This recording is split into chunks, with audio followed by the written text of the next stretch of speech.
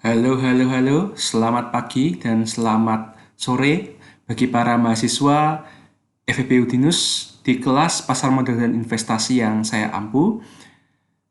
Untuk pertemuan kali ini, kita akan membahas materi ketiga ya, yang berjudul Mekanisme Perdagangan Pasar Modal. Jadi setelah sebelumnya, ya minggu lalu kita mempelajari tentang instrumen saham, instrumen obligasi, serta instrumen investasi atau trading untuk derivatif. Nah, sekarang kita akan mulai membahas tentang hal-hal yang paling dasar, yaitu mekanismenya. Ya, dasar di sini maksudnya lebih ke arah teknis.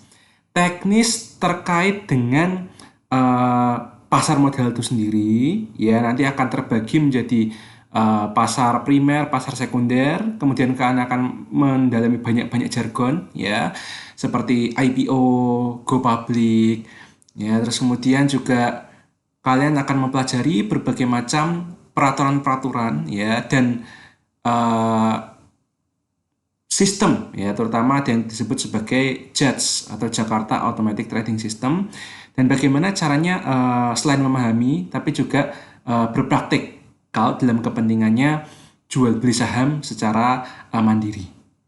Ya, kira-kira seperti itu yang akan dibahas di materi kedua ini. Jadi harapannya ya setelah mempelajari materi ini, mahasiswa dapat memahami dan menjelaskan yang pertama ya, IPO itu apa serta prosedur IPO sebuah perusahaan itu seperti apa. Ya, karena kelak kalau misalnya kalian bekerja sebagai pegawai ya di perusahaan yang mau IPO, itu kalian sudah harus tahu ya prosedurnya seperti apa, dan kalau misalnya takut prosedurnya berubah, ngeceknya di mana ya. Itu kalau jadi pegawai. Sedangkan kalau kalian misalnya jadi pegawai di bukan pegawai apa ya istilahnya, mendalami sebuah profesi pasar modal dan itu terkait dengan IPO, dan kemudian Anda harus menjadi semacam penasehat atau bisa disebut sebagai underwriter ya, penjamin dari emisi perusahaan tersebut. Kalian juga harus bisa ya memenuhi harapan dan permintaan dari perusahaan yang mau IPO tersebut.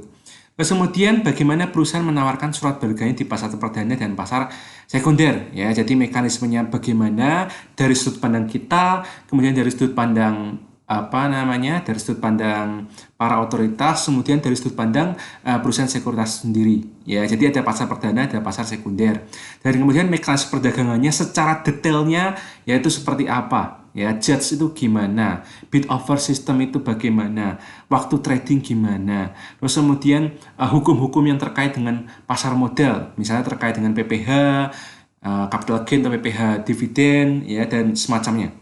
Ya, ini indikator kompetensi dasarnya. Baik, kita akan mulai dengan yang pertama yaitu tentang IPO. Ya, IPO atau disebut juga sebagai Initial Public Offering. Ya, atau penawaran saham perdana kepada publik. Jadi pertama kalinya saham perusahaan ya itu membutuhkan pendanaan berupa saham, tetapi pendanaannya itu dibuka ke publik. Ya. Nah, seringkali juga disebut sebagai go public. Nah, apa yang membedakan perusahaan yang IPO dengan yang tidak IPO? Paling jelasnya adalah kalau misalnya perusahaan itu sudah IPO, dia akan terdaftar di lantai bursa, ya, Bursa Efek Indonesia. Sahamnya bisa diperjualbelikan secara bebas, secara real time, dan cenderung scriptless. Ya, oleh karena itu bisa menjadi alat trading, bisa jadi alat investasi, tergantung masing-masing investor itu fokusnya mau kemana. Ya, yang kedua yang paling disukai adalah keterbukaan informasi. Jadi ketika perusahaan itu sudah go public, artinya ya secara hukum pasar modal perusahaan tersebut harus rutin mengeluarkan laporan keuangan paling tidak 1 kuartal sekali. Jadi Januari sampai Maret ada laporannya, harus laporan. Terus kemudian kuartal 2, kuartal 3, kuartal 4. Dan laporan tahunan juga wajib setiap tahun. RUPS juga wajib dikabarkan ke media-media massa. Bahkan apapun keputusan perusahaan tersebut ya, Kalau misalnya manajemen keuangan itu dulu kalian pernah belajar kan, tugas manajer keuangan adalah melakukan kegiatan pendanaan, melakukan kegiatan investasi, dan modal kerja. Jadi perusahaan itu mau ngapain gitu ya, mau ekspansi kah, atau mungkin mau PHK karyawan kah, atau mungkin mau minta pendanaan, atau mau memecah sahamnya. Intinya ketika perusahaan itu mau beraksi, perusahaan itu harus ngundang pers, ya ngasih tahu pers, kemudian pers tersebut akan merilisnya sebagai berita. Jadi keterbukaan yang 100% terbuka. Seperti itu. Sehingga publik juga ikut bisa menilai. Ya, publik yang berpengalaman maupun yang tidak berpengalaman, publik yang ngerti tentang manajemen keuangan dan publik yang nggak ngerti tentang manajemen keuangan itu bisa mengikuti perusahaan tersebut. Ya, karena ada semacam kewajiban keterbukaan. Itu, ya. Nah, perusahaan-perusahaan yang memang sudah meniatkan diri dan berkomitmen untuk terbuka, ya, itu harus menjalani proses penawaran umum. Nah, di sini saya merilis ya, apa namanya? Bukan merilis. Di sini saya mencatut sumber ya dari website IDX ya. Ini ada sekitar 5 langkah ya, 5 langkah proses penawaran umum saham kepada publik. Oke. Nah, saya akan bacakan satu persatu dulu ya. Yang pertama ya, perusahaan itu harus melakukan yang namanya penunjukan underwriter dan persiapan dokumen. Ya, jadi intinya perusahaan kalau mau daftar di Bursa Efek Indonesia itu nggak bisa kayak kita seperti daftar misalnya kartu member atau gimana, enggak ya. Tapi harus ada yang namanya penjamin. Jadi underwriter itu penjamin. Nah, pertanyaannya, siapa yang menjadi penjamin? Nah, yang menjadi penjamin itu adalah perusahaan sekuritas. Ya, oleh karena itu kalau kalian mau mencari tahu ya berita-berita bahwa misalnya akan ada perusahaan yang mau IPO namanya apa, pasti ada kata-kata perusahaan yang jadi underwriter itu siapa ya. Terus kemudian dokumen-dokumen yang disiapkan nanti akan kita bahas. Terus kemudian yang kedua, setelah mendapatkan underwriter yang bersedia, dokumen-dokumen sudah siap, nah baru menyampaikan permohonan pencatatan saham ke BI. Nah, setelah itu mungkin perlu waktu sekitar 1 sampai dengan 4 minggu untuk kemudian perusahaan ya itu sudah dapat semacam kayak oke gitu dari BI, kemudian mereka baru menyampaikan pernyataan pendaftaran ke OJK ya. Nah, nanti ya BI dan OJK itu akan ngomong-ngomong dulu lagi untuk memutuskan bila mana perusahaan ini eh, layak untuk segera rilis ya atau listing di bursa saham, atau mungkin ada semacam catatan-catatan tertentu di mana perusahaan tersebut harus menyelesaikan ya entah permasalahan atau mungkin administrasi atau metode akuntansi dan sebagainya ya. Jadi itu butuh waktu sekitar 6 sampai 9 minggu untuk kemudian baru dinyatakan oke, ya kita mulai pencatatan umum saham kepada publik. Atau misalnya ya kalau misal perlu revisi ya berarti ya biasanya dari tahap ketiga balik ke tahap 2 ya, 2 dan atau kadang-kadang malah 1 kalau misalnya benar-benar telak seluruhnya ya. Nah, dari penawaran umum saham kepada publik itu akan terjadi sebuah peristiwa yang namanya book building ya, book building serta memesan efek terlebih dahulu. Ya, nah book building ini intinya adalah perusahaan sekuritas dan perusahaan yang mau listing itu mau melakukan semacam seperti survei yang secara tidak langsung ya. Itu mereka melihat kira-kira kalau misalnya perusahaan saya itu listing dan harga saham yang ditawarkan itu segini, kira-kira bakal laris atau enggak. Ya, maka dalam book building tersebut ya penawaran pertama itu ada yang namanya overbook dan underbook. Ya, jadi istilahnya kalau overbook berarti istilahnya ya harga saham tersebut dengan harga saham tersebut yang mau beli ya, yang mau beli saham itu justru lebih banyak ketimbang jumlah saham yang tersedia. Sementara kalau underbook itu artinya ya saham yang tersedia itu bahkan sampai hari-hari terakhir sebelum ketok palu ya ditutup itu tidak cukup ya, apa jumlah investornya lebih rendah daripada jumlah saham yang ditawarkan. Sorry, bukan jumlah investor, jumlah uang yang tersedia untuk membeli seluruh saham itu tidak bisa. ya, atau apa masih di bawah saham yang diperdagangkan. Ya misalnya kalau dirilis 10 juta lembar saham, tapi sampai sekarang yang sudah dipesan untuk dibeli itu baru sampai 9 juta. Berarti kan masih ada 1 juta saham yang belum belum di booking. Nah, ada semacam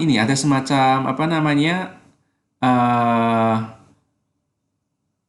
treatment, ya, ada semacam treatment bagi perusahaan yang sahamnya itu di IPO-kan itu overbook dan underbook. Kalau overbook, ya artinya kan begini.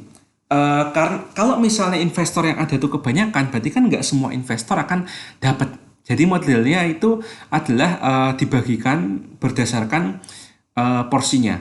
Ya, jadi misalnya di 10 juta lembar saham ya dirilis. Yang mau beli itu adalah 20 orang. Ya, 20 orang investor gede-gede, dan masing-masing investor itu mesan 1 juta. Ya, padahal 1 juta kali 20 kan 20 juta. Ya, 20 juta lembar saham. Sementara yang tersedia adalah 10 juta. Nah, caranya biar adil gimana? Nah, seringkali yang digunakan yang berdasarkan proporsional. Jadi kalau misalnya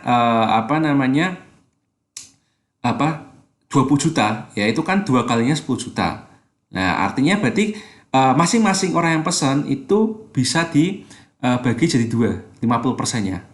Ya, jadi misalnya orang pertama awalnya pesan 1 juta, dan nanti mungkin dia terimanya nggak 1 juta lembar, tapi 500.000 lembar. Terus kemudian orang kedua 500.000 lembar, sampai dengan orang ke 20. Ya, masing-masing setiap orang dapat 500 lembar, yang kalau dikalikan dengan 20 orang itu ya jumlahnya sama dengan 10 juta lembar. Seperti itu. Ya, itu kalau overbook. Kalau misalnya underbook gimana? Nah, kalau underbook berarti nanti urusannya sama underwriter dan penjamin emisi. Jadi istilahnya kalau misalnya underbook bisa dikatakan dari sudut pandang underwriter ya, itu adalah IPO yang gagal. Ya, IPO gagal dan mereka harus bertanggung jawab. Mereka yang harus membeli sisa saham yang tidak terjual di publik. Ya, jadi oleh karena itu, kalau misalnya kalian bekerja di perusahaan sekuritas, kemudian jadi underwriter dan mengurusi segala sesuatu serta penetapan harga sahamnya itu bagaimana, ya, itu harusnya kalian hati-hati. Ya, jangan sampai kerendahan, jangan sampai kemahalan. Seperti itu, ya. Oke, terus di sini di slide ini ya sudah saya tuliskan juga secara rinci ya. Masing-masing tahap itu apa yang perlu dilakukan ya. Untuk mempersingkat waktu, saya mungkin akan serahkan ini kepada kalian saja ya. Kalian bisa baca sendiri ya. Yang pertama intinya ya persetujuan RUPS, mengubah ADART dan dokumen-dokumen dipersiapkan. Terus kemudian tahap kedua mengajukan permohonan dan menyampaikan permohonan ya, kemananya sudah ada di sini. Setelah itu BI akan ya melakukan penelahan ya, kemudian melakukan kunjungan. Kemudian baru kalau misalnya emang layak ya diberikan persetujuan ya. Terus kemudian tahap ketiga ya perusahaan menyampaikan pendaftaran dan prospektus ya, kemudian mempublikasikan prospektus ringkas, melakukan public expose dan melakukan book building. Nah, tadi yang sudah saya sebutkan tadi ya. Setelah dinyatakan efektif oleh OJK, perusahaan mempublikasikan perbaikan tambahan informasi prospektus ringkas di surat kabar dan lain sebagainya. Kemudian yang keempat, penawaran umum saham kepada publik ya. Jadi biasanya dapat dilakukan 1-5 hari kerja atau bisa dibilang 1 minggu ya, Senin sampai Jumat. Tuh, nah ada yang namanya overbook atau oversubscribe ya, ada juga yang namanya underbook atau undersubscribe ya, seperti itu. Terus kemudian ya, tahap terakhir ya tentang pencatatan perdagangannya ya, intinya perusahaan ya itu melakukan laporan komposisi pemegang saham perusahaan, kemudian BI nanti akan memberitahukan ya dan mengumumkan pencatatan saham perusahaan serta kode sahamnya atau bisa dibilang sebagai ticker code ya, itu apa sehingga nanti investor ketika mau jual beli sahamnya itu tahu ya harus ngetik apa di keyboard gitu ya. Terus setelah saham di bursa, investor baru akan dapat memperjualbelikan saham perusahaan itu. Dan termasuk juga orang-orang yang sudah memiliki sahamnya sejak IPO ya. Kalau misalnya tahu bahwa setelah IPO harganya akan naik secara drastis, biasanya pada jam-jam pertama perdagangan itu bakal langsung dijual. Jadi untung instan tuh bisa di sini. Ya walaupun terkait dengan ilmu atau skill ya, aku nggak tahu ya ilmu atau skill ya, dalam artian tuh Ada sebuah anggapan bahwa kalau mau untung instan di bursa dan resiko yang rendah, itu mainnya main IPO. Ya, nah walaupun klaim itu secara matematika iya bisa terjadi, tapi masalahnya adalah setiap orang kan nggak tahu kapan harus dijualnya gitu loh. Ya oleh karena itu memang ini masih jadi perdebatan bila mana IPO hunter yaitu benar-benar orang-orang yang bisa merealisasikan untung instan ya dari beli saham IPO kemudian dijual langsung pada ya jam-jam pertama atau mungkin sampai siang harinya doang. Ya, itu. Oke, terus pertanyaan yang paling terpenting itu kan ketika perusahaan sudah listing ya, kemudian investor bisa berjual belikan. Nah, pertanyaannya adalah, lah kan investor kan harus butuh pengetahuan ya, pengetahuan tentang bagaimana caranya supaya kita ya itu bisa mulai berinvestasi dan atau memperdagangkan saham yang sudah IPO. Nah, di sini masuk ke sini ya. Jadi transaksi saham di pasar modal Indonesia itu tidak sekedar kalian itu hanya semacam mendownload sebuah software kemudian langsung trading itu enggak ya. Karena di sini kan kalian itu harus melakukan yang namanya pendaftaran akun investor. Oke, pendaftaran akun investor tersebut ya itu bisa dibuka di perusahaan-perusahaan sekuritas yang ada. Ya, caranya apa ya? Caranya mengisi dokumen-dokumen yang diperlukan. Ya, dan pada umumnya perusahaan efek itu merequire juga untuk paling nggak minimal harus setor berapa ratus ribu ya sebagai jaminan dalam proses penyelesaian transaksi. Ya, nah terkait dengan dokumen-dokumen yang diperlukan untuk apa saja, biasanya tentang dari diri kalian ya selengkap-lengkapnya mulai dari nama ya kemudian usia, gender, pekerjaan saat ini apa, terus pendapatannya berapa, eh, apa NBWP-nya bagaimana, atau kalau sebelum punya NBWP juga bisa sebenarnya bisa dilewati ya. Terus kemudian ya pertanyaan-pertanyaan semacam apakah ada semacam yang menjadi ahli waris nantinya gitu ya, karena saham itu kan pada dasarnya kan bisa diwariskan. Nah biasanya untuk yang investor-investor yang usia tua itu pertanyaan itu penting ya, karena dalam artian tuh kalau misalnya siapa tahu meninggal nanti secara otomatis kalau ada yang mau ngeklaim harta sahamnya itu bisa dibuktikan dengan pernyataan dari orang yang sudah sepuh tersebut ya, siapa yang akan menjadi penerima manfaat itu kadang-kadang ada seperti itu ya. Terus kemudian ya seperti KTP ya, terus alamat pengiriman, email dan lain sebagainya ya. Walaupun di sini kadang-kadang orang untuk bisa lebih gampangnya ya pasti kan nyarinya yang full online ya. Kalau bisa daftar itu full online, nggak perlu semi online, dalam artian tuh daftar online habis itu harus ngeprint dokumen apa terus dikirimkan, itu namanya semi online ya. Ada ya paling nggak ada satu apa dua perusahaan efek yang saya tahu ya di Semarang ada. Dan kemudian uniknya ya salah satu dari dua perusahaan sekuritas tersebut itu tidak perlu apa namanya penyetoran dana minimal. Jadi 0 rupiah pun sudah bisa ya, dan full online itu ada ya. Silakan dicari infonya seperti apa ya. Terus kemudian yang kedua ya, setelah sudah daftar terus kemudian sudah disetujui, dikasih apa namanya ID, password, kemudian PIN, nomor PIN. Biasanya sekuritas keamanannya itu sekitar 2 atau 3 kali lapis gitu ya. Kadang-kadang juga kalau misalnya aplikasinya di HP gitu biasanya merequire apa namanya fingerprint ya, fingerprint tuh kadang-kadang lah.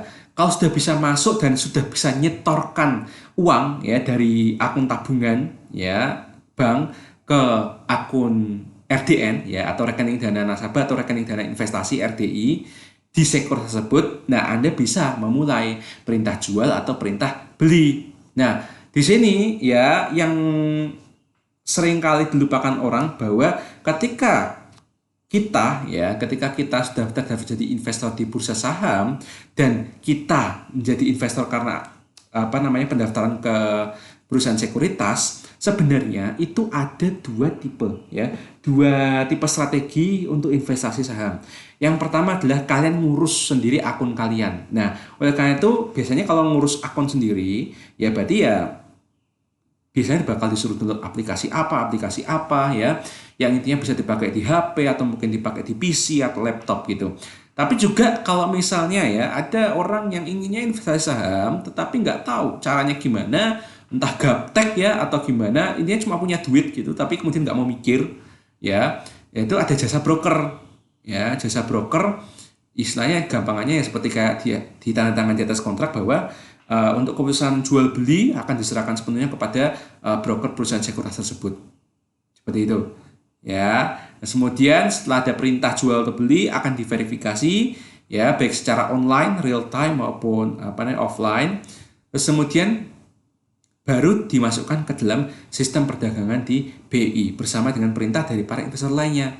Jadi pada dasarnya secara real time ya di jam perdagangan jam perdagangan bursa saham, kalau misalnya kalian memasukkan perintah beli, nanti ada orang atau pihak atau wakil dari perusahaan sekuritas tersebut di lantai bursa di IDX, jadi di kantor pusat IDX-nya itu yang gede banget itu ruangannya, itu pasti akan dapat order itu ya, kemudian akan mencari dealer di di pusat atau mungkin di section yang tertentu itu. Oke, ada yang mau beli sini ini, ada yang jual enggak? Oke, ini ada yang jual begini-begini, gitu. Ya, jadi di mata kita kita cuma tinggal ketik aja laptop, PC atau HP ya. Dan kayaknya akan terdeal langsung pada saat itu juga, tapi sebenarnya perlu waktu ya. Makanya di sini ketika di layar itu ada semacam deal gitu ya. Deal bahwa sudah memiliki sahamnya atau deal sudah menjual sahamnya, itu uangnya sendiri itu baru akan benar-benar berkurang dan atau benar-benar sampai di kita di akun RTN kita itu H+2 ya, karena memang butuh waktu untuk mensinkronkan bahwa ada orang mau beli ini dan kebetulan ada orang mau jual sahamnya di harga segini dan kemudian ngepas. Nah, itu biasanya butuh waktu sekitar H+2 ya, seperti itu. Oke. Nah, jadi kalau misalnya penasaran, pengen tahu ya, jadi perusahaan sekuritas apa saja yang ada di kota Anda masing-masing, ya bisa ini ya, ngunjungi website Yuk Nabung Saham ini. Kemudian nanti pilih menu perusahaan sekuritas yang ada di sini, dan nanti akan muncul pertama-tama seperti ini ya. Kemudian kalau di scroll ke bawah, itu nanti akan muncul ya ini, seperti ini. Perusahaan sekuritas di kota Anda dan tinggal Anda pilih kotanya. Nah, kalau kota kita kan ya, kita kan kota Semarang.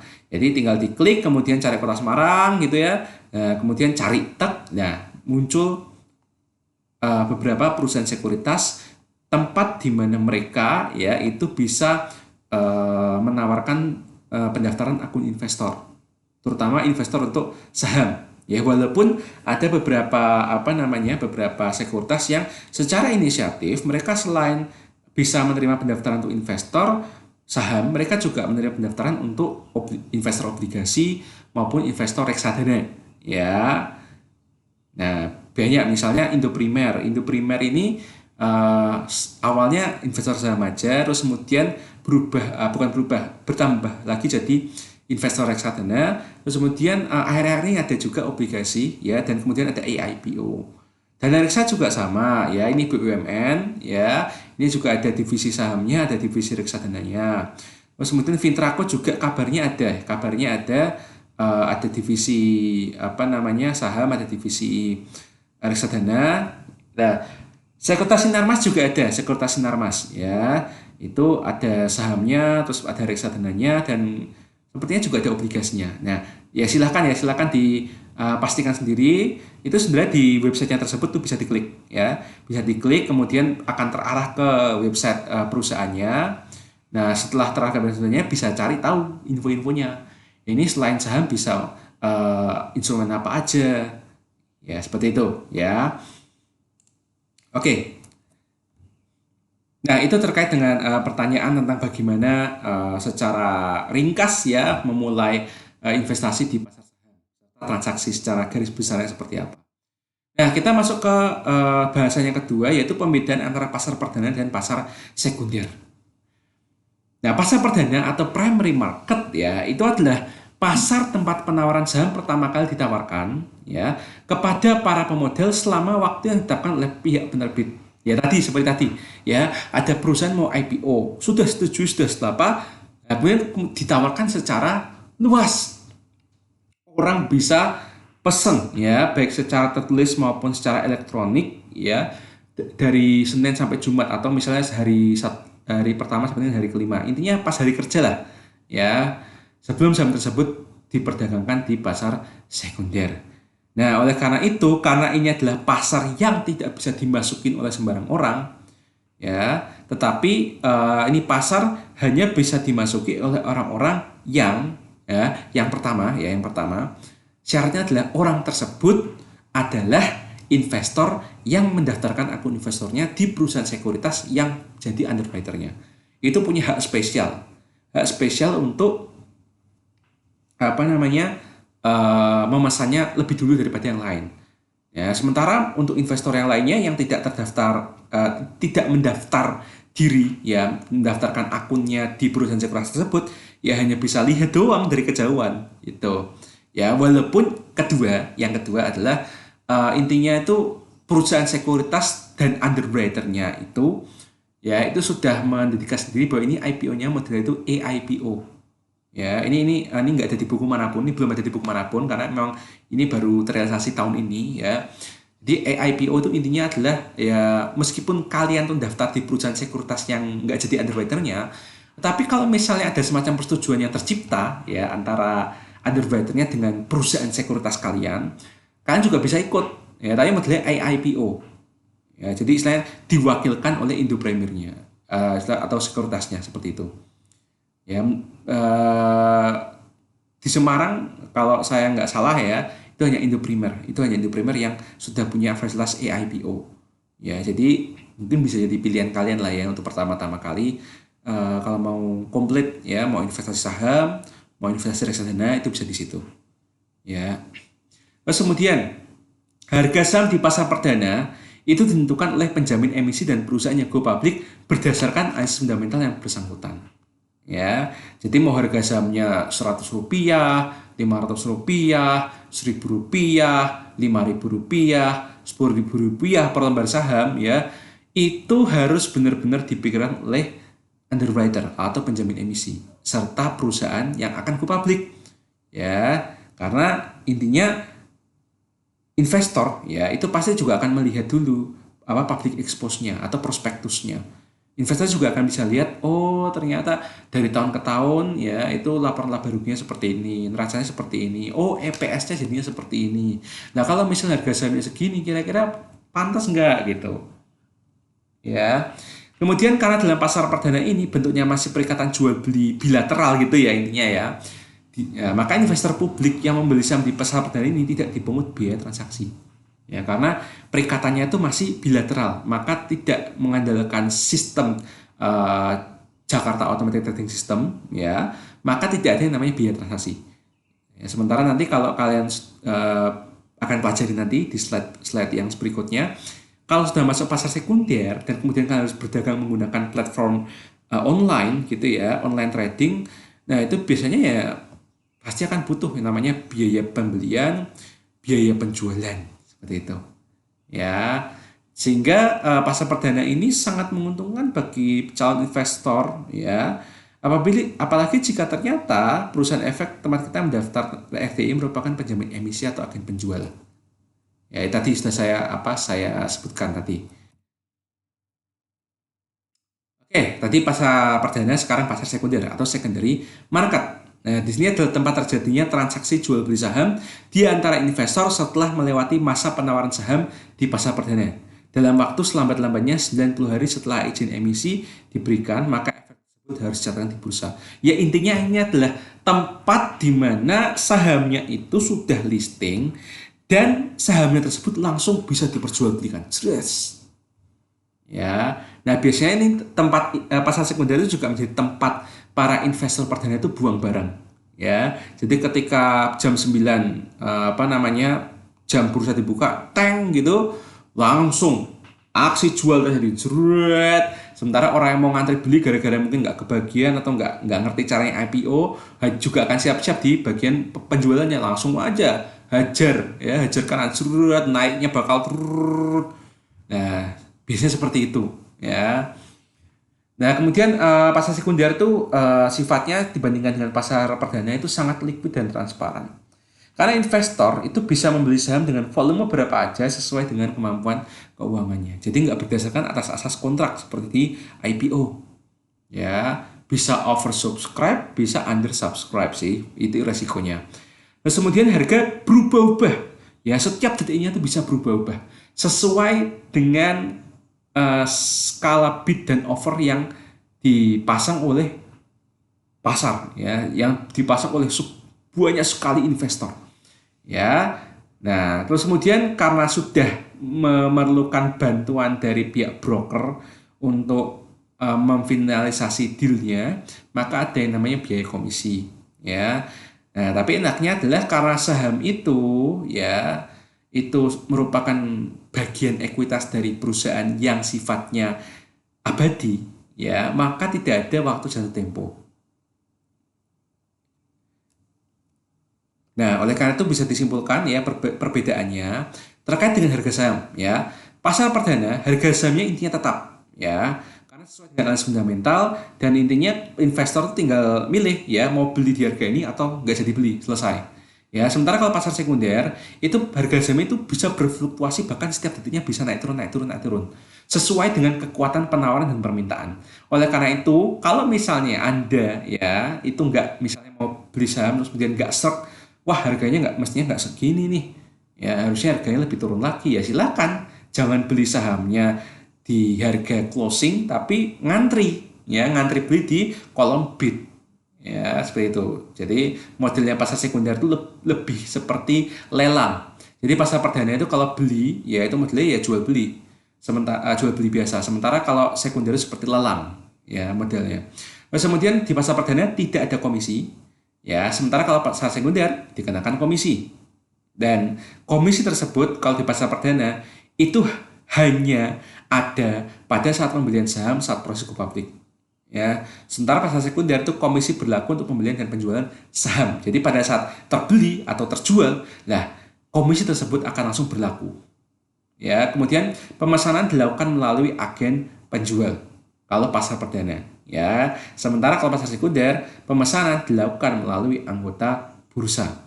Pasar perdana jangka waktu terbatas, ya, cuma 1 minggu atau cuma 5 hari, ya, ada jalur temponya. Sementara pasar sekunder jangka waktunya tidak terbatas, ya, selama Indonesia belum kolaps, intinya gitu. Oke, nah, ini adalah proses perdagangan saham pada pasar sekunder, ya. Ini adalah gambaran simpelnya, ya. Jadi istilahnya di sini, ya, misalnya ada investor yang mau beli dan ada investor yang mau jual. Kemudian ini investor yang mau beli itu akan melakukan perintah beli, kemudian menyetorkan dananya ke broker, ya entah brokernya itu orang ataupun online trading, ya aplikasi online trading. Nah, sementara investor jual ya itu setelah melakukan perintah jual dia akan menyerahkan efeknya ke brokernya. Oke, nah terus kemudian broker dari investor yang mau beli ini akan bawa dananya ke bursa efek, sistemnya ya. Kalau aplikasi berarti kan sistemnya, servernya. Sementara broker jual itu juga akan membawa efeknya ke servernya bursa efek. Nah kemudian dicari ternyata pas, ya.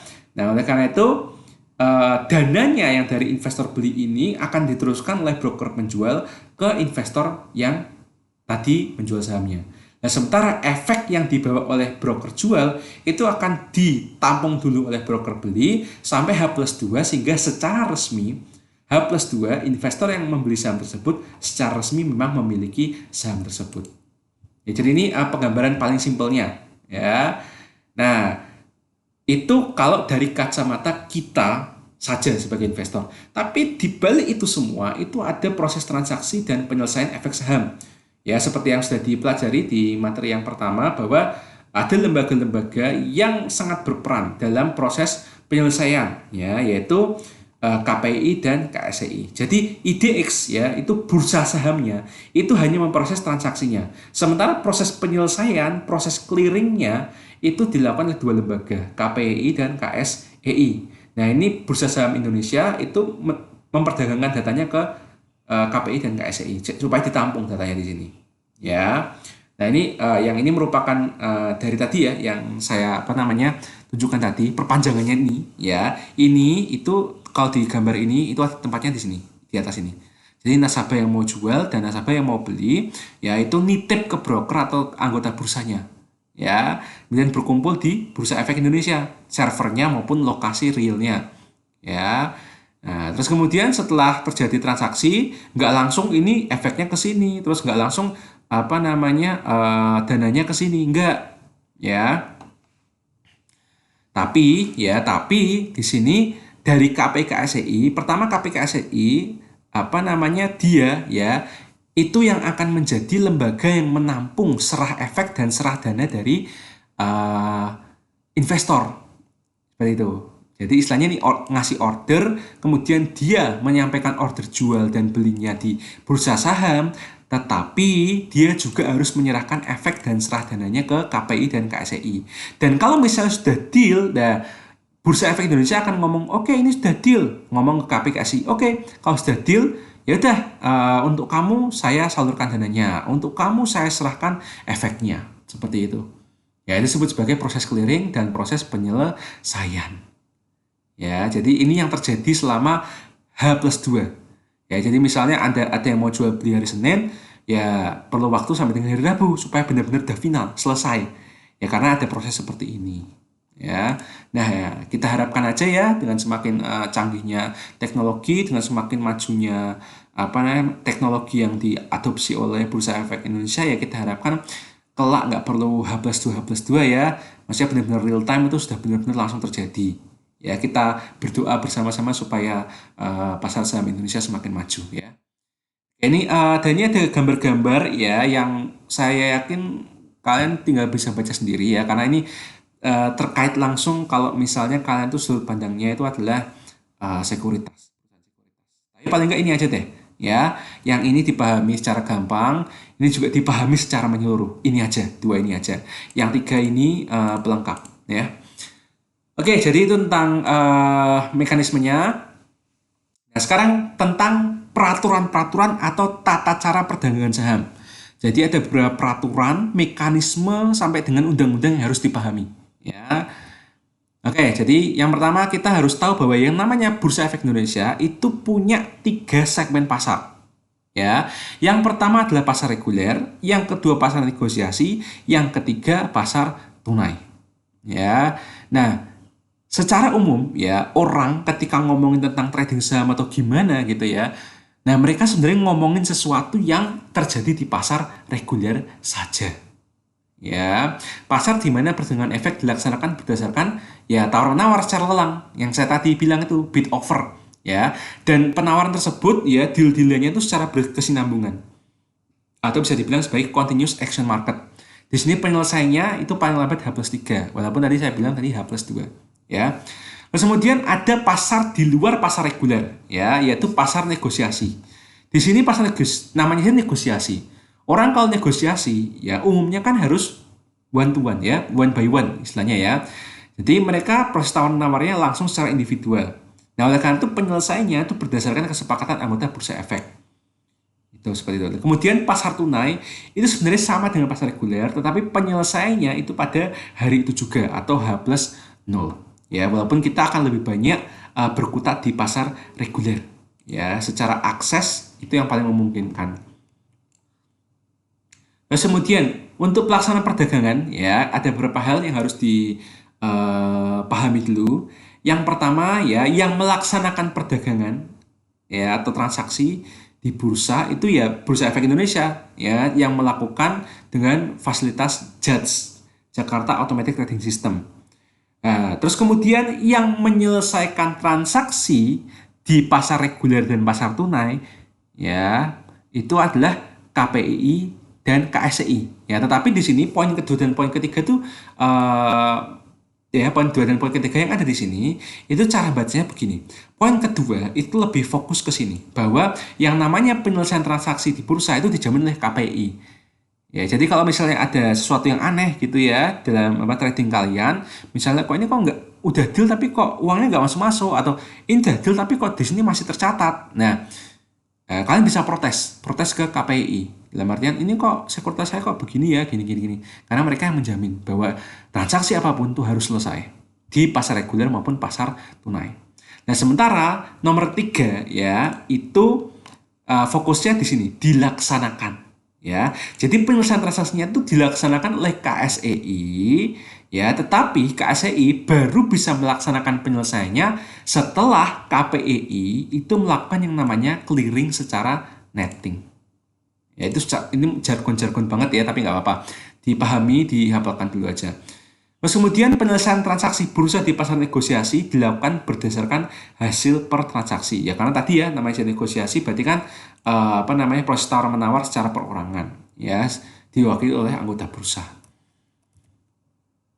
Itu.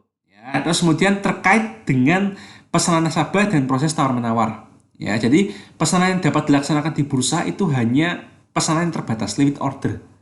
Ya, dan itu wajib tercatat. Ya, wajib tercatat, dan yang tercatat apa aja? Misalnya ya data waktu, kemudian nomor urutnya berapa, terus nomor rekening nasabahnya itu berapa. Nomor rekening nasabah itu bukan ini ya, nomor rekening tabungan loh ya, tapi nomor rekening dana investor atau rekening dana nasabah ya. Kemudian jumlah dan nama atau kode efeknya itu apa ya, biasanya misalnya ya BBCA berarti Bank BCA gitu.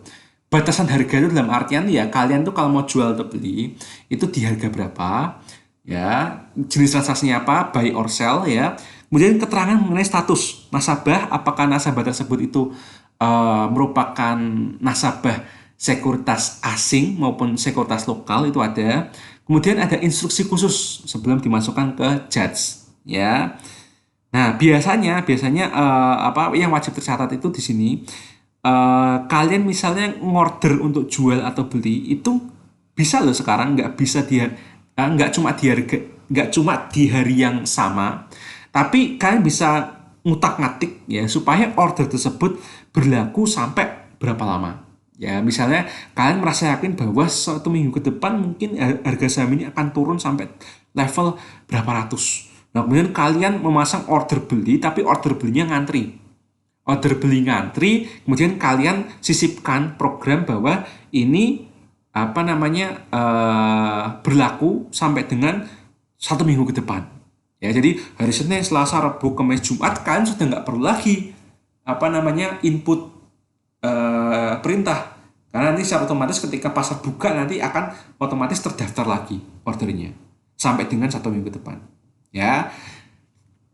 Terus kemudian yang nomor 3 itu pengecualian, karena ini sesuatu yang sifatnya terbatas, yaitu terkait dengan hak memesan efek terlebih dahulu atau HMETD atau bahasa Inggrisnya adalah right issue ya. Jadi aktivitas jual beli nasabah atas efek HMETD ini hanya boleh ditransaksikan oleh anggota bursa efek di pasar reguler, kecuali nasabah menginstruksikan atau menyetujui secara tertulis bahwa penawaran jual atau permintaan belinya ditransaksikan di pasar tunai atau pasar negosiasi ya. Jadi kalau kalian pengen tahu ya perusahaan apa aja yang punya right issue HMETD bisa. Jadi biasanya cara nulisnya ya nanti HMETD strip nama perusahaannya apa? Bukan nama, kode perusahaannya apa. Ya, walaupun ya kalau mau merasakan di pasar reguler harus ini pesen ke anggota bursa efeknya. Ya, kecuali ya ini instruksi bahwa oke lah daripada dilakukan di pasar reguler harganya bisa naik turun, mending langsung fix aja deh ke pasar tunai atau pasar negosiasi seperti itu. Bagian dari proses tawar menawar ya. Kemudian yang keempat, penawaran jual dan atau permintaan beli yang telah dimasukkan ke dalam JADS ya, Jakarta Automatic System, diproses oleh JADS dengan memperhatikan prioritas harga atau price priority. Dalam arti permintaan beli pada harga yang lebih tinggi itu memiliki prioritas terhadap permintaan beli pada harga yang lebih rendah. Sedangkan penawaran jual pada harga yang lebih rendah memiliki prioritas terhadap penawaran jual pada harga yang lebih tinggi. Seperti itu ya. Jadi makanya di sini ada ketentuannya seperti ini ya, bid offer ya. Jadi dalam artian gini ya, permintaan beli pada harga yang lebih tinggi itu berarti di sini maksudnya adalah harga 735 ya memiliki prioritas terhadap permintaan beli pada harga yang lebih rendah ya. Dan berarti 735 ini akan diprioritaskan untuk untuk terdil dulu ketimbang kalau misalnya ngantri di misalnya 695 ini. Sementara orang yang jual pada harga yang lebih rendah, dalam hal ini adalah angka 740 ini, itu akan diprioritaskan untuk terdil terlebih dahulu ya ketimbang orang yang ngantri di harga 780 alias harga jual lebih tinggi. Ya, jadi nomor 4 ini ya memahaminya itu bisa dengan melihat ini. Ya, jadi bid itu orang yang ngantri ya, beli, offer itu yang ngantri jual. Intinya begitu ya. Maka prioritas-prioritasnya seperti ini. Kemudian dalam hal penawaran jual atau permintaan beli diajukan pada harga yang sama, maka judge akan memberikan prioritas kepada permintaan beli atau penawaran jual yang diajukan terlebih dahulu atau time priority. Ya. Nah, di sini ya itu juga menimbulkan kebingungan. Kita kembali ke sini ya. Kita lihat last 740. Oke. Nah, sekarang 740 itu adalah harga saham pada saat ini. Terus kemudian ya ada investor A mau beli harga 740. Kemudian ada investor B mau jual harga 740. Ya. Nah, permasalahannya mungkin mereka order beli dan jual itu nggak ketemu. Artinya kenapa? Karena gini. Kalau misalnya ada investor A itu order belinya 740, sementara di kolom bid offer ini ya 740 itu ternyata milik offer. Dalam artian ya ketika ada orang beli di harga 740 otomatis langsung diambilkan di bagian offernya ini. Oh, kamu mau beli 740? Oke, ada kok 740. Nyoh, langsung. Nah, sementara kalau misalnya dalam kondisi kayak gini, investor B mau jual, oke, saya mau jual 740. Nah, terus sistem ngomongnya kayak gini. Oh, kamu mau jual di 740? Saya, soalnya yang mau beli itu di 735. Kamu tunggu dulu. Ya, kalau misalnya ada yang mau beli ya bejomu, kalau nggak ada yang mau beli ya berarti ya next time. Seperti itu. Ya, itu namanya time priority. Time priority di sini ya terjadi karena ya ini posisi bid offer seperti itu bisa berubah-ubah. Dan terkadang misalnya kalau ada yang mau beli 740 dan banyak sekali sampai lotnya ini tersisa sedikit banget, otomatis 740 ini akan geser ke kiri. Nah, seperti itu. Jadi kayak jatahnya dihabisin dulu, nanti harga sahamnya naik. Harga sahamnya naik atau harga sahamnya turun. Tergantung dari time prioritasnya. Itu mau dihabiskan yang mana dulu. Ya, jadi ini perilakunya pun juga perilaku individu yang di pasar. Ya, perilaku individu yang banyak sekali di pasar menentukan naik turunnya harga itu seperti ini. Ya, bid dan offer ini. Ya. Nah, oleh karena itu ya karena yang namanya order book ini ya merepresentasikan mekanisme perdagangan di pasar saham, maka kita harus belajar lebih teliti di sini ya. Mari kita ini saya ambil dari sekuritas saya yaitu Indo Primer di websitenya ya. Itu kalau mau pasang order beli dan jual itu order booknya seperti ini ya. Nah, di sini coba kita ulas ya satu persatu. Last itu artinya adalah harga saham terbaru untuk hari ini. Untuk hari ini dan pada detik ini. Ya. Prev itu dari kata previous atau sebelumnya. Ya, itu maksudnya adalah harga saham pada saat penutupan hari perdagangan sebelumnya atau kemarin. Jadi kemarin ya jam 4 itu harganya 745. Nah, sekarang jam 10 pagi harganya turun jadi 740. Ya, cara bacanya gitu. Kemudian open, nah open kan pembukaan ya. Nah, itu adalah harga saham pada saat pembukaan hari perdagangan hari ini. Jadi misalnya kemarin 745 ya jam 4, kemudian jam bukanya itu jam 9, ternyata harganya masih 745. Terus kemudian 1 jam berlangsung turun jadi 740. Ya, seperti itu ya. High low. High itu adalah tertinggi, low itu adalah terendah. Jadi harga saham tertinggi yang tercatat sepanjang perdagangan hari ini, kalau low berarti harga saham terendah yang sempat tercatat. Ya, di sini kita lihat bahwa ini high-nya 755. Artinya mungkin dari jam 9 sampai dengan jam 10 tadi itu sempat bergejolak dan sempat menyentuh angka 755 ini. Ya, tapi juga selama 1 jam tersebut gejolaknya juga lebih rendah. Artinya tuh dari 745 mungkin naik turun 750, 755, 750, 740, 730, terus 720. Ini terendahnya. Lalu naik turun, akhirnya jam 10 masih di 740. Seperti itu ya. Nah, kemudian average ya, average itu adalah rata-rata harga saham sepanjang perdagangan hari ini. Oke. Nah, di sini kita bisa lihat bahwa dari pref, open, high, low, last dan average-nya ya, kita bisa tahu bahwa ini jangan-jangan hari ini saham ini punya kecenderungan untuk turun. Kenapa? Karena bahkan high-nya dari 745 ke 755 itu kan 10. Sementara dari 745 ke 720 itu kan 25. Artinya tekanan bawahnya lebih dalam. Dan dari segi average ya, 737 itu di bawah 745. Maka kita bisa melakukan hipotesa bahwa jangan-jangan hari ini perdagangannya akan turun ke bawah untuk saham ini. Ya, dan setelah itu silahkan ya mengatur strategi. Ya, mau beli apa enggak, mau jual atau enggak terserah kalian. Gitu ya. Terus ya, lot. Jadi lot itu adalah jumlah lot yang telah selesai diperdagangkan hari ini. Jadi dari jam 9 sampai dengan jam 10 ternyata lotnya itu yang terjual yang telah diperdagangkan itu sebanyak 124.140 seperti itu ya. Nah, kemudian val itu dari kata value alias nilai perdagangan saham hari ini. Jadi value itu ya, itu bisa dibilang kapitalisasi pasar harian ya. Caranya ngitung adalah ya last price-nya ini 740 dikali jumlah lot yang sudah terdeal. Yaitu 740 dikali 124.000 hasilnya adalah 9,1 miliar rupiah. Jadi dalam satu hari itu ada uang muter di saham ini saja sebesar 9,1 miliar.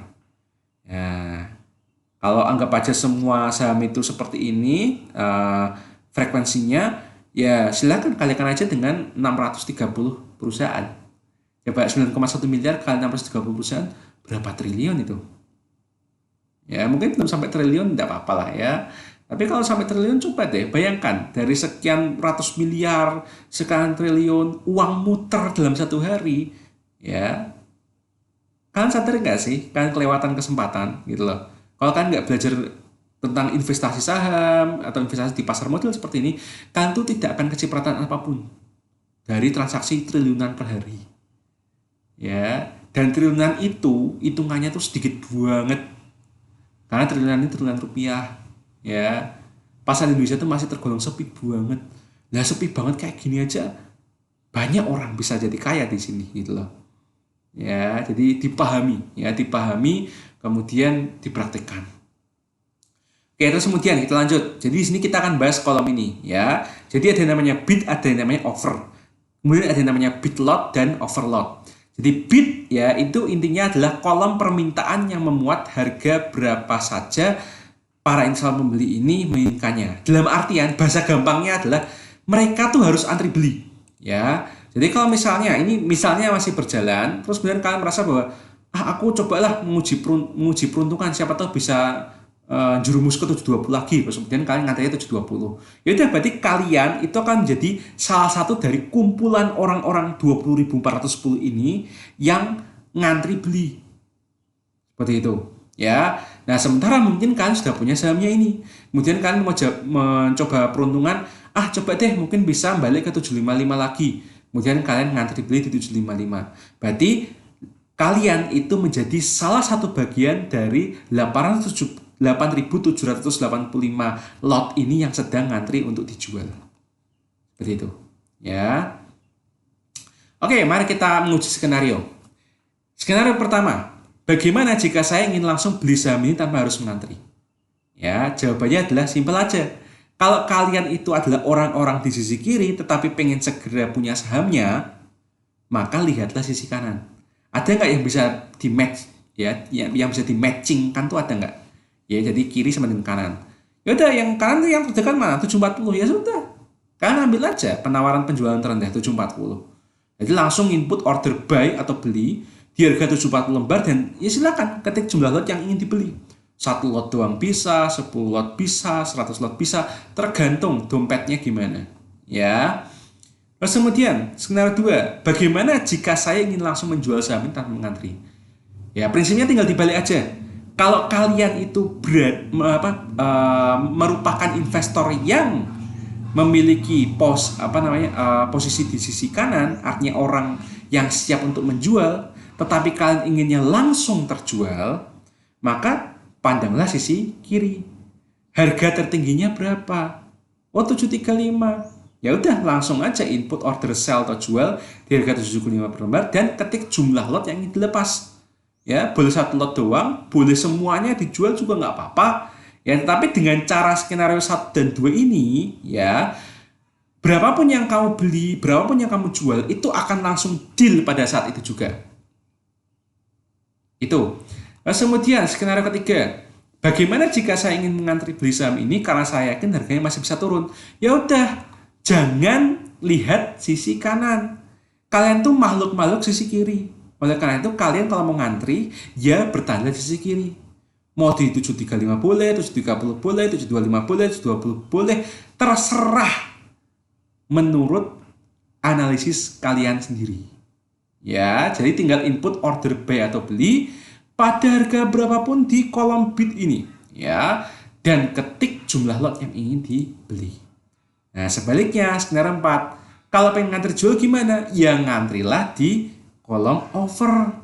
Jadi input order sell, sorry ini salah ya, sell atau jual pada harga ya berapa? Ya 745 boleh, 760 boleh, 785 boleh, ya, dan ketik jumlah lot yang ingin dibeli. Sorry, dijual, ini harusnya dijual ya. Ini saya perbaiki dulu. Input order sell ya atau jual ya pada harga berapapun yang Anda ingin, kemudian ketik jumlah lot yang ingin dijual. Oke, begini ya. Oke, jadi itu terkait dengan order book dan mekanisme perdagangan saham. Nah, sekarang kita akan masuk ke beberapa aturan main ya, baik aturan main yang sifatnya teknis pelaksanaan maupun undang-undangnya. Nah, sekarang pertanyaan paling sekali kontroversial ya, yang intinya apakah saham itu halal atau haram? Ya, jadi intinya ini sudah diatur sejak tahun 2011 ya. Jadi berdasarkan peraturan dari MUI ya 80 DSN MUI 3 2011 tentang penerapan prinsip syariah dalam mekanisme perdagangan efek bersifat ekuitas di pasar reguler bursa efek ya. Itu menyatakan bahwa saham itu halal, perdagangan saham itu halal. Ya. Mengapa? Nah, pertama ya alasan mereka adalah bahwa mekanisme perdagangan berbasis lelang atau bid offer ya, itu pada dasarnya merupakan aktivitas tawar-menawar. Jadi antara pembeli dan penjual itu bisa melakukan yang namanya tawar-menawar. Kalau nggak seret dengan harga ini, silahkan mempertahankan harga yang ingin kalian capai di sekian. Itu. Nah, adanya tawar-menawar antara pembeli dan penjual supaya deal di harga fair ya akan menciptakan tingkat pasar yang equilibrium.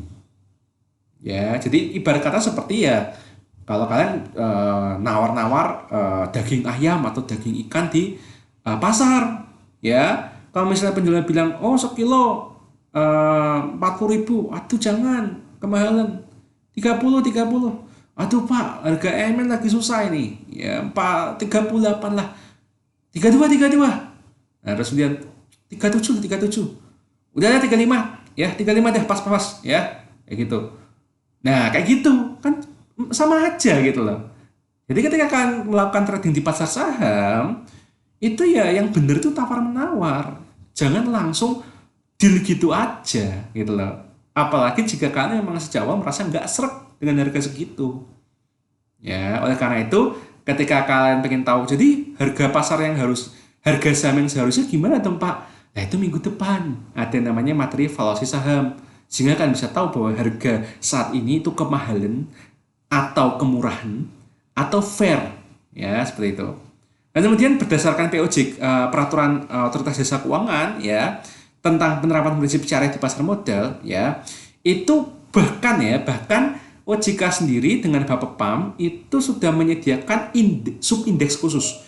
Jadi IHSG, Indeks Harga Saham Gabungan Indonesia itu punya anak-anak subindeks. Sudah dibuatkan yang namanya Jakarta Islamic Index, sudah dibuatkan indeks saham syariah Indonesia. Dan perusahaan-perusahaan yang masuk di dalam subindeks ini adalah perusahaan-perusahaan yang memenuhi persyaratan-persyaratan syariah. Ya, termasuk paling gampang apa? Yang namanya perusahaan bank, ya itu nggak masuk di indeks ini. Jakarta Islamic Index, indeks saham syariah, itu saham bank itu nggak masuk. Kemudian saham rokok nggak masuk. Terus saham minuman yang cenderung ke minuman keras gitu ya, bir atau gimana, nggak masuk di sini. Karena apa? Ya rokok haram ya. Terus kemudian misalnya kalau dibilang, wah bank itu sering riba, ya wes riba, nyoh wes nggak usah masuk. Bir ki haram, ya udah nggak usah masuk sini. Nah masalahnya yang masuk di sini juga bukan cuma hal haram loh ya.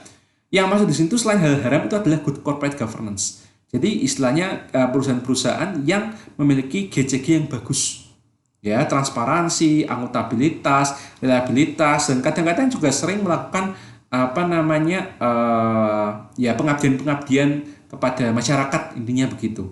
Ya, jadi kalau misalnya Anda termasuk idealis gitu ya dalam milih saham dan kebetulan memang Anda seorang muslim yang pengennya benar-benar taat supaya jangan dilanggar atau gimana ya, kalau mau beli saham untuk ditradingkan atau disimpan gitu ya sampai mati gitu, ya mungkin bisa milih dari sekian banyak yang ada di JII dan ISSI ini. Gitu. Ya. Seperti itu.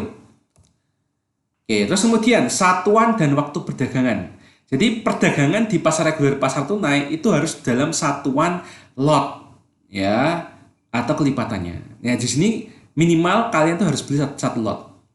Dan di sini satu lot tersebut adalah 100 lembar saham. Ya, jadi kalau ada apa namanya tadi ya harga Rp740 per lembar saham itu, kalau misalnya kalian mau beli satu lot, berarti kalian harus siap-siap punya dana 74.000 ya, terus 740 dikali 100 sama dengan 74.000 ya, paling tambahi biaya pembelian, biaya komisi kayak gitu ya 74.000 sekian rupiah gitulah ya, seperti itu ya. Nah zaman kalian lebih enak 100 lembar saham. Nah kalau zaman saya waktu masih di mahasiswa masih 500 saham, jadi investasi di saham itu nggak bisa diklaim murah karena kebetulan ya paling murah pun juga ratusan ribu ya. Saham yang cuma gocap-gocap aja dikali 500 aja udah apa namanya nyaris 50.000 sendiri gitu ya, seperti itu. Sementara di pasar negosiasi itu tidak menggunakan satuan perdagangan atau lot ya, nggak pakai tuh ya. Ini bisa dilihat ya, jadi di pasar reguler, pasar negosiasi serta pasar tunai itu hari perdagangnya intinya Senin sampai Jumat ya, meskipun ada yang namanya sesi 1, sesi 2. Ya, tentu saja karena orang butuh istirahat ya. Jadi sesi 1 biasanya jam 9 sampai jam 12. Kecuali hari Jumat itu dimulainya kadang-kadang jam 9, kadang-kadang jam setengah 10, tapi sekarang kalau nggak salah benar-benar semuanya dibikin jam 9 ya. Ini informasi sekitar 2 tahun yang lalu, tapi kalau sekarang udah jam 9 semua. Kemudian hari Jumat karena ada Jumatan, maka biasanya dihentikannya jam setengah 12 ya. Terus kemudian sesi 2 dimulai ya, kalau hari Senin sampai Kamis itu jam setengah 2 ya. Walaupun ini sudah kadaluarsa ya, jadi dimulainya itu jam 1 sudah sih biasanya dimulai sampai dengan jam 4 ya, walaupun di masa pandemik ini ya itu kalau nggak salah hari Jumat itu cuma sampai jam 3 ya, jadi dipercepat. Hari Jumat benar-benar singkat banget gara-gara pandemik ini ya. Nah akan bisa selalu ngupdate infonya ya terkait dengan satuan dan waktu perdagangan di link yang sudah saya berikan di sini ya, jadi silakan bisa diklik kemudian kalian cek secara ya setahun sekali gitulah ya paling enggak, supaya tahu seperti apa update-nya. Terus kemudian biaya transaksi efek saham. Jadi untuk membeli atau menjual saham, investor membayar biaya komisi kepada perusahaan pialang berdasarkan peraturan BI itu maksimal 1% dari total nilai transaksi. Jadi beli dan jual. Ya. Terus kemudian perusahaan sekuritas dari komisi tersebut diwajibkan membayar biaya transaksi sebesar 0,04% kalau misalnya ya transaksinya saham dan right issue, dan 0,02% kalau transaksinya itu berupa waran ya, seperti itu. Dan yang jadi basis perhitungan persentase ini, jadi berapa persen dikali berapanya itu ya, itu adalah total nilai transaksi. Jadi bukan beli doang, bukan jual doang, tapi beli dan jual itu baru ditotal, kemudian habis itu dikali 1%. Itu. Nah, terus kemudian penerapan pajak penghasilan ya. Nah, penghasilan atas transaksi saham di bursa itu dikenakan PPh final 0,1%. Ya. Jadi intinya begini, kalau misalnya Anda beli misalnya 700.000, terus kemudian Anda jual apa namanya di harga 710.000. Berarti kan Anda profit 10.000, ya kan? Nah, tapi profit 10.000 itu ya itu belum final karena harus dikurangi dengan PPh final. Nah, masalahnya PPh finalnya itu adalah 0,1% dari harga jual, nilai jual. Ya. Jadi kalau 710.000 gitu ya, yaitu 710.000 dikali 0,1%. Berarti 10.000 rupiah kalian itu harus dikurangi dengan 710 rupiah. Ya, tadi ngikutin ya, 710.000 kalau dikalikan dengan 0,1% kan hasilnya adalah 710 rupiah. Maka 10.000 profit dikurangi 710 sama dengan ya 929 ya kalau nggak salah, 929. Ya sekitar itu ya. Kemudian untuk yang pajak terkait dengan dividen itu dikenakan PPh tarif umum ya. Intinya begini, kalau Anda terima dividen ya, yakinlah bahwa dividen yang Anda terima itu sebenarnya sudah dipotong PPh sebesar 10%. Ya, jadi kalau misalnya Anda menerima dividen 100 rupiah per lembar saham gitu ya, maka sebenarnya itu sudah dipotong. Ya, dipotong. Harusnya Anda terima 110 rupiah per lembar saham. Tapi karena kena pajak 10%, maka 10 rupiahnya diambil oleh perusahaan kemudian disetorkan ke ya kantor pajak ya, Dirjen Pajak. Jadi Anda cuma terima bersihnya aja ya, tapi sudah dilaporkan dan disetorkan oleh perusahaan. Sementara nanti kalian kalau sudah punya penghasilan dari dividen hanya tinggal wajib lapor aja. Wajib lapor bahwa aku punya dividen sekian dan sudah dipajaki sekian, tapi aku nggak bayar lagi karena sudah dibayarkan sama perusahaan. Seperti itu. Ya. Nah, beda halnya kalau ini di capital gain juga sama ya. Pendapatan secara capital gain itu berapa? Ya kan, laporkan saja jumlah basis yang dikalikan dengan 0,1% itu dan hasil dari pengkalian 0,1% tersebut. Nah, kalau kalian bingung misalnya kalian sudah punya NPWP, terus kemudian mau lapor pajak ya, ini gimana cara memastikan bahwa jumlahnya tepat? Nah, kalian bisa ngomong aja ke customer service dari perusahaan sekuritas itu. Jadi minta tolong tolong dikirimkan detail transaksi saham, detail pemasukan-pemasukan yang sudah saya alami selama setahun ini ya untuk kepentingan pelaporan pajak. Nah, kayak gitu. Nah, nanti akan langsung dikasih filenya, mungkin nunggu sehari atau 2 hari gitu ya. Dikasih filenya lengkap, langsung kamu bisa lihat pembagiannya ya, pembelian yang seperti apa, jualan seperti apa, jumlahnya bagaimana, terus biaya transaksinya berapa persen, kalau dirupiahkan berapa, terus kalau ada pajak-pajaknya berapa, ya kayak gitu-gitu. Termasuk dividen juga sama. Ya, intinya jangan khawatir, kalian tuh nggak akan ngitung. Ya, kalian tuh nggak akan ngitung manual karena semuanya sudah dihitungkan oleh CS dari perusahaan sekuritas tersebut. Nah, ini ya. Nah, ini dulu pasal 323 itu 15% dan 30%. Tetapi sekarang itu sudah beda lagi ya. Beda lagi di sini ya, dividen yang kita sebagai objek pemotongan PPh itu 10% di sini. Ya, 10%.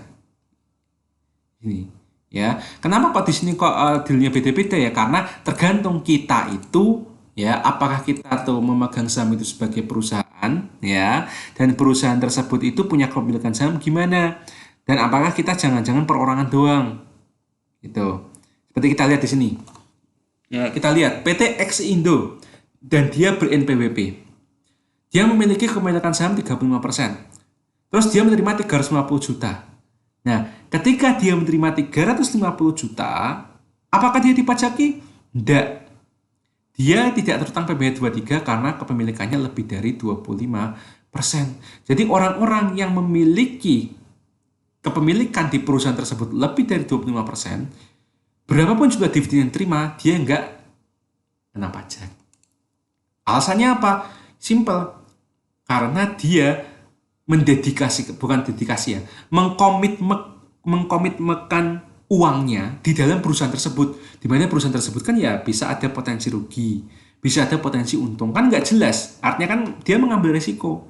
Maka dengan dia mengambil resiko lebih banyak, dalam artian dia mengkomitmenkan banyak sekali uang kepemilikan saham di perusahaan tersebut, maka sebagai imbalannya dia nggak akan dipajekin. Ya, dan inilah kenapa orang kaya semakin kaya. Bahkan dia semakin kaya, pajaknya semakin nihil. Ya karena kayak gini. Ya, bukan masalah ini adil apa enggak. Enggak. Itu adil. Kenapa? Karena mereka itu mengasumsikan resiko yang lebih besar daripada kalian. Semisal kalian cuma memutuskan jadi pekerja biasa. Sementara mereka resikonya apa? Resikonya ya antara dia benar-benar bangkrut atau semua orang, ratusan ribu orang, puluhan ribu orang di perusahaan tersebut bisa ke PHK karena mungkin ada ekonomi yang lemah atau bagaimana. Itu kan resiko dia. Ya, jadi adil. Menurut saya adil ya. Dan PT Merah Putih BNPWP. Nah, dia sama kasusnya dengan PT Exindo, bentuknya PT ya, perusahaan, dia punya NPWP tetapi dia itu pemilikannya kurang dari 25%, yaitu 24%. Maka dia kena PPh 23. 15% dikali 240 juta, sebenarnya 36 juta. Jadi dia terima 240 juta tapi harus bayar pajak 36 juta. Nah, CV juga sama ya, CV juga sama. Nah, kalau CV ya itu dia intinya kepemilikan sahamnya kurang dari 20%, dia kena pajak. Tetapi di sini kita lihat CV tersebut tidak punya NPWP. Nah, kalau tidak punya NPWP berarti ya harusnya kan 30%. Ya, tapi 30% dari mana? 30% itu adalah 15% tapi dikalikan 200%. Jadi ini adalah tarif hukuman karena tidak mau punya NPWP. Ya, maka pajaknya gede. Meskipun dia menerima 110 juta ya, tetapi dia harus bayar pajak 33 juta. Terus misalnya orang seperti kita lah ya, Tuan Badrul Apin BNPWP ya, persentase pemilikan saham 5%, ini udah gede banget nih ya. Jumlah dividen yang terima 50 juta ya, karena dia perorangan dan kalau perorangan tuh pasal 4 ayat 2, kalau lembaga itu PPh pasal 23 ya. Seperti itu. Nah, di sini kita lihat ternyata dia harus bayar pajak 10%. 10% dari 50 juta itu 5 juta. Ya, maka dia akan melapor di pajaknya, SPT pajaknya 50 juta sebagai dividen dan pajak dividennya 5 juta. Nah, kemudian ada namanya XYZ Corp dari negara Ghana. Nah, berarti ini ada perlakuan pajak yang terkait dengan luar negeri, yaitu PPh pasal 26. 20% atau berdasarkan tarif tax treaty. Ya. Nah, kita lihat bahwa dia memiliki 25% kepemilikan, ya. Nah, pertanyaannya adalah, kalau dia memiliki 20% kepemilikan, apakah dia nggak harus bayar pajak? Nah, ternyata nggak. Bukan begitu caranya, karena dia bukan pajak PPh 23, tapi dia PPh 26. Nah, PPh 26, ya, berarti artinya 20% atau tarif tax treaty. Nah, kita lihat ternyata tidak ada perjanjian tax treaty antara Indonesia dengan Ghana. Yaudah, berarti yang berlaku apa? 20%. Maka 20% dikali dividennya berapa? Sama dengan 50 juta. Berarti dia akan membawa pulang 200 juta karena 50 jutanya ditinggal di Indonesia untuk dibayarkan ke Dirjen Pajak. Oke, jadi seperti itu ya kurang lebih penjelasannya tentang mekanisme perdagangan di pasar modal, terutama pasar modal di sini adalah pasar saham. Ya. Nah, terkait dengan mekanisme perdagangan saham, di mana kita mungkin bisa ngantri beli, ngantri jual, atau mungkin langsung beli langsung jual, ya itu kan pertanyaan lebih ke arah apakah harga segini itu mahal atau murah. Itu akan bisa dijawab di pertemuan selanjutnya di materi keempat, yaitu valuasi saham. Jadi nantikan saja video penjelasannya. Ya, semoga materi untuk hari ini bisa bermanfaat ya, tidak hanya untuk ilmu tapi juga bisa dipraktikkan di dunia nyata. Oke, itu saja dari saya. Terima kasih sudah menonton video ini.